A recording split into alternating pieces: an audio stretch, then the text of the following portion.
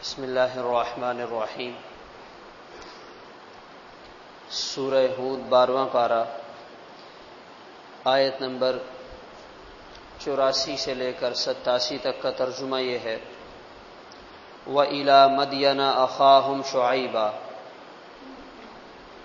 اور مدین والوں کی طرف ان کے بھائی شعیب علیہ السلام کو ہم نے رسول بنا کر بھیجا۔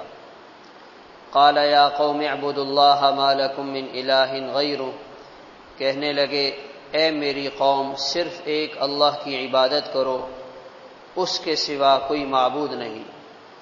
ولا تنقصوا المکیال والمیزان، ناپ تول میں کمی مت کرو۔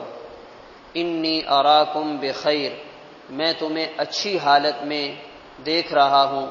وانی اخاف علیکم عذاب یوم محیط، اور مجھے تمہارے بارے میں اس عذاب کا ڈر اور اندیشہ ہے جو آئے گا، اور جس دن آئے گا وہ تمہیں گھیر لے گا۔ وَيَا قَوْمِ أَوْفُوا الْمِكْيَالَ وَالْمِيزَانَ بِالْقِسْطِ، اے میری قوم ناپ تول کو انصاف کے ساتھ پورا کیا کرو۔ وَلَا تَبْخَسُوا النَّاسَ أَشْيَاءَهُمْ، اور لوگوں کی چیزوں میں کمی مت کیا کرو۔ وَلَا تَعْثَوْا فِي الْأَرْضِ مُفْسِدِينَ، اور زمین میں فساد مت پھیلاتے رہو۔ بقیت اللہ خیر لکم، جو اللہ کا دیا ہوا بچ جائے گا وہ تمہارے لیے بہت بہتر ہے حرام کمائی سے، ان کنتم مؤمنین، اگر تم ایمان والے ہو۔ وما انا علیکم بحفیظ، اور میں تم پر نگران مقرر نہیں کیا گیا۔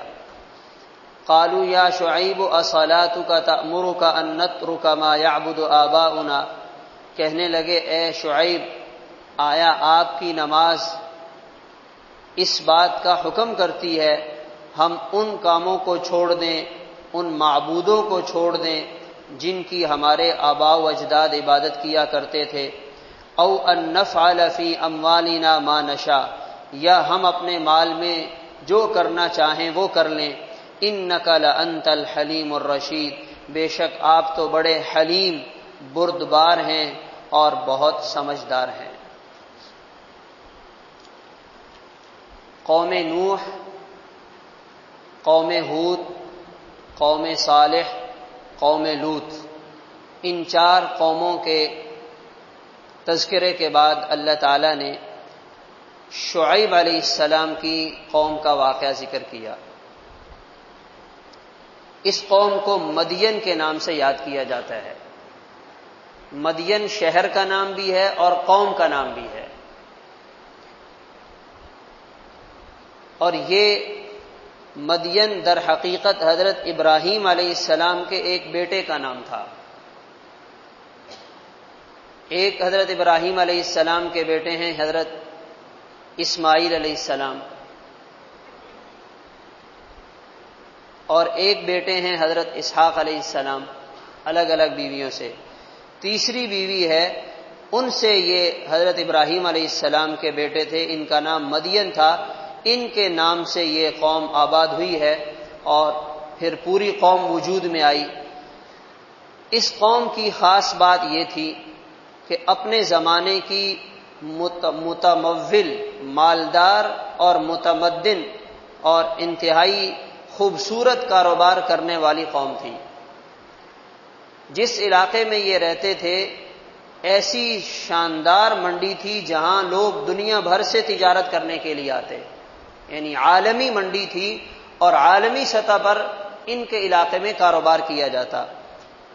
اللہ تعالیٰ نے بہت خوشحال اور آسودہ حال رکھا ہوا تھا، مال کماتے، کاروبار کرتے، خوب نفع ہوتا، مگر ان میں ایک خرابی یہ پیدا ہوئی کہ انہوں نے کاروبار میں ڈنڈی مارنا شروع کر دی، خیانت کا ارتکاب کیا۔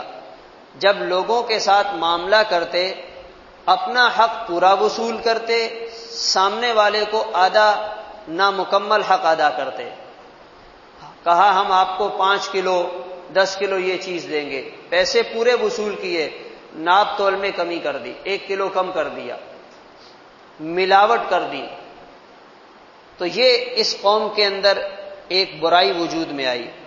دوسری برائی اس قوم میں یہ وجود میں آئی، یہ جس علاقے میں رہتے تھے وہاں جنگلات بھی تھے، اور جنگلات میں انہوں نے اپنے ایجنٹ بنا رکھے تھے جو ڈاکہ ڈالا کرتے تھے۔ ان کے ساتھ رابطہ ہوتا، اگر کوئی قیمتی مال خریدتا، زیادہ مال خریدتا، بڑی پارٹی آتی، تو جب وہ لے کے چلے جاتے تو یہ جیسے آج کہا جائے ان کو فون کر دیتے کہ بھائی ایسی پارٹی آئی ہے، ایسا قافلہ آیا ہے، اس طرح کے لوگ اس میں ہیں، آپ لوگ ان کو دیکھ لینا۔ تو وہ جو ڈاکو ایجنٹ بیٹھے ہوتے جنگلات میں، وہ ڈاکہ ڈالتے اور مال لوٹ کے جنگلوں میں چھپ جاتے۔ جنگلوں میں کون کسی کو ڈھونڈتا ہے؟ یہ اس قوم کی دوسری برائی تھی۔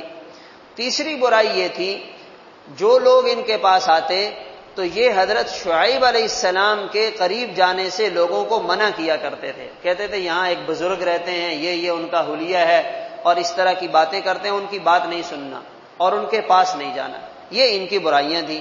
حضرت شعیب علیہ السلام کو اللہ تعالیٰ نے ان کی طرف نبی بنا کر بھیجا اور ان کو اللہ کی توحید کی دعوت بھی دی، اور جس برائی میں یہ مبتلا تھے اس برائی سے منع کیا۔ ناپ تول میں کمی کرنا، خیانت کرنا، ڈنڈی مارنا، کہا یہ کام مت کرو، اللہ نے تمہیں بہت دیا ہے، اللہ کا دیا ہوا حلال مال بقیت اللہ خیر لکم، یہ تمہارے لیے بہت بہتر ہے، یعنی نفع کماؤ، مال کماؤ، کاروبار کرو، مگر جو حلال نفع تمہیں ملے گا یہ تمہارے حق میں بہتر ہے اس حرام مال سے جو تم کما رہے ہو۔ اگر تمہیں میری بات سمجھ میں آتی ہے تو یہ تمہارے لیے زیادہ بہتر ہے، اس لیے کہ اللہ کی نافرمانی کے راستے پہ چل کر کوئی قوم کامیاب نہیں ہو سکتی ہے۔ یہ اللہ تعالیٰ نے قرآن پاک میں ان قوموں کے حالات بتلا کر ہمیں سمجھایا ہے، یعنی یہ اپنے زمانے کی ترقی یافتہ قومیں تھیں اور ان کے بارے میں کوئی سوچ بھی نہیں سکتا تھا کہ ان پر بھی ہلاکت آئے گی۔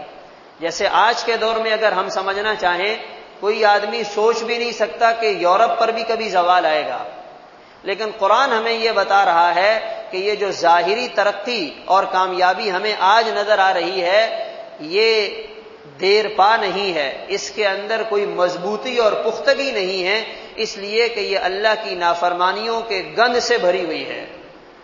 تو جتنی بھی ظاہراً نظر آئے کہ بڑی زبردست قوم، بڑا کاروبار، بڑی تجارت، بڑی ترقی، بڑی ٹیکنالوجی، یہ ہو سکتا ہے کچھ سالوں تک چلے، ہو سکتا ہے کچھ صدیوں تک چلے، مگر ایک ایسا وقت آئے گا اللہ تعالیٰ اس کا نام و نشان ختم کر دیں گے۔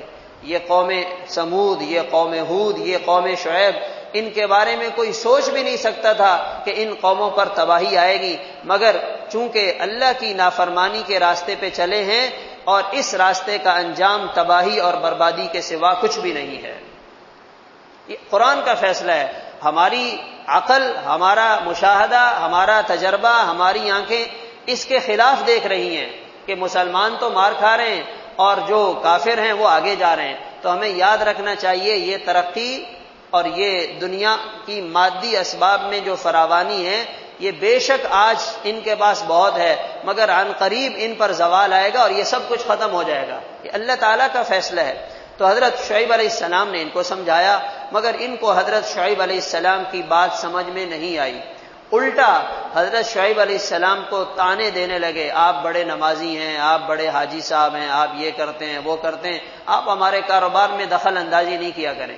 جیسے کہیں نا کہ مولوی صاحب آپ مسجد میں بیٹھ کے لوگوں کو تبلیغ کیا کریں، کاروبار کرنا ہمارا کام ہے، آپ نہیں جانتے کہ کاروبار کیسے کرنا ہے۔ تو بالکل ایسا ہی ہے، کاروبار آپ زیادہ کرتے ہیں، آپ زیادہ جانتے ہیں، مگر کاروبار کرنے کا جو شرعی طریقہ ہے وہ آپ نہیں جانتے ہیں، وہ آپ کو مولوی صاحب ہی بتائے گا۔ کاروبار کرنے کا طریقہ آپ زیادہ جانتے ہیں، مگر اس کو شریعت کے مطابق کیسے کرنا ہے یہ آپ نہیں جانتے ہیں۔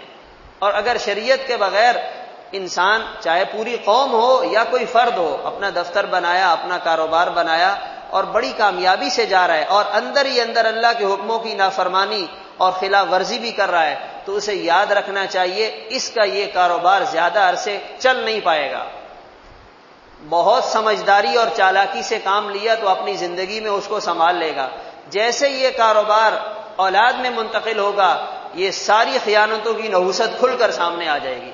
آج لوگوں کو خیانت کی لت لگ گئی ہے، خیانت ہضم ہونا شروع ہو گئی ہے. کہتے ہیں کسی کو کیا پتا, اور بڑے طریقے سے اور بڑی کامیابی سے, ہوشیاری اور چالاکی سے کاروبار میں اللہ کے حکموں کو توڑ کر کاروبار کرتے ہیں. تو پھر یاد رکھنا چاہیے جو یہاں اللہ تعالیٰ نے قوم شعیب کے حالات بتلائے ہیں اور جو ان کا انجام بتلایا ہے, اس کاروبار کا انجام بھی یہی ہوگا. انسان اپنے کاروبار کو, اپنی ذمہ داری کو, اپنے کام کاج کو امانت دیانتداری سے ادا کرے. اس کے اندر رہتے ہوئے جتنا نفع ملے, 5 روپے ملے, 10 روپے ملے, 100 روپے ملے, یہ انسان کے لیے بہتر ہے. اور اگر اس سے ہٹ کر وہ چلے گا تو پھر انسان وقتی طور پہ تو سمجھے گا کہ میرا کاروبار چمک گیا, میرا کاروبار پھیل گیا, میرا کاروبار بڑھ گیا, مگر اس کاروبار کا نتیجہ اور اس کا انجام اچھا نہیں ہوگا. تو کہنے لگے آپ نمازی آدمی ہیں, مسجد میں بیٹھیں, نیک آدمی ہیں, اپنی عبادت کریں, اللہ اللہ کریں, آپ کو ہمارے کاروبار سے کیا لینا. اور یہ ایک تنزیہ انداز تھا, یہ ایک طرح حضرت شعیب علیہ السلام کا مذاق اڑانے والی بات تھی. جیسے آج بھی اگر ہمارے کاروبار میں, دفتر میں کوئی ایسا ہمارے ساتھ کام کرنے والا ہو جس کا تھوڑا دین کے ساتھ لگاؤ ہو, اگر وہ کسی کو تھوڑی سمجھانے کی کوشش بھی کرے نا, تو ہم بھی اس کو یہی تانے دیتے ہیں, بھائی تو بڑا نمازی آیا, تو بڑا حاجی آیا ہمیں سمجھانے والا, چل چل اپنا کام کر. تو یاد رکھنا چاہیے یہ اللہ کے حکموں کا مذاق اڑانا, تانے دینا, کسی کو ہلکا لینا, یہ اللہ تعالیٰ کو پسند نہیں ہے. آپ اپنی غلطی کو تسلیم کریں. آپ یہ کہیں آپ صاحب بالکل ٹھیک کہہ رہے ہیں, ہمارے لیے دعا کریں, اللہ ہمیں سمجھ دے, اللہ ہمیں اس سے توبہ کی توفیق دیں. یہ بات نہیں کریں گے, الٹا اس کو غلط کہیں گے. یعنی پورا دفتر, پوری قوم, پورا معاشرہ غلط رخ پہ جا رہا ہے, رانگ وے پہ جا رہے ہیں, اور جو صحیح بتانے والا ہے اس کو کہہ رہے ہیں کہ آپ غلط ہو. تو غلط صحیح ہو گیا اور صحیح غلط ہو گیا, اور الٹا گنگا بہ رہی ہے. تو ہمیں اپنے کاروبار میں, اپنی معاشی زندگی میں, اپنی ملازمت والی زندگی میں شریعت کے اصولوں کو اور شریعت کی تعلیمات کو خاص طور پہ مد نظر رکھتے ہوئے کام کرنا چاہیے. اللہ تعالی عمل کرنے کی توفیق عطا فرمائے. اللہ